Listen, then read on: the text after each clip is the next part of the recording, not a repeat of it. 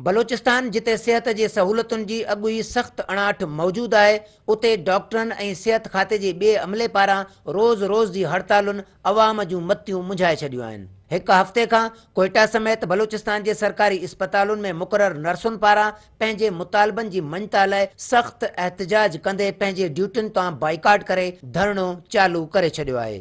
नर्सुनि जे एहतजाज ऐं धरणे सबबि सरकारी इस्पतालुनि में इलाज सांगे आयल मरीज़ सख़्त तकलीफ़ुनि खे मुंहुं ॾियण ते मजबूर आहिनि। एहतजाज कंदड़ नर्सुनि जो चवणु आहे त मुल्क जे बाक़ी सूबनि जीअं बलोचिस्तान जे नर्सुनि खे बि प्रोफेशनल अलाउंस ॾिनो वञे। संदन चवणु आहे त रिक्वेस्ट है गवर्नमेंट से, जो भी सुने इसको, कि वो जो है इस मसले को जल्दी हल करे, ताकि मरीज भी जो हैं वो भी अपनी जगह पे ठीक रहे, ना वो ख्वार हों और ना ये इस तरह से बैठे।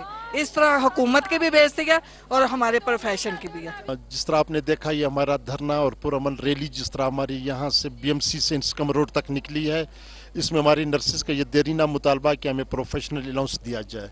जिस तरह पंजाब गवर्नमेंट ने नोटिफिकेशन दे दिया 9,000 रुपया पर मंथ का, इसी तरह सिंध गवर्नमेंट ने भी इस अलाउंस के नोटिफिकेशन जारी कर दिया। तो हमारा यही गवर्नमेंट से मुतालबा है कि हमारे मुतालबात को पूरा किया जाए। ॿिए तरफ़ सिहत खाते पारां एहतजाजी नर्सुनि सां ॻाल्हियूं करे संदन एहतजाज ख़तमु करण बजाए साणनि सख़्त रवैयो अख़्तियार कंदे चिताव ॾिनो आहे त हू जल्द खां जल्द एहतजाज ख़तमु करे ड्यूटियुनि ते पहुची वञनि। सिहत खाते पारां नर्सुनि मथां इहो वाज़े कयो वियो आहे त जेकॾहिं संदन एहतजाज सबबि कंहिं बि मरीज़ जी जान ज़ाया थी त ज़िम्मेवार एहतजाजी हूंदा।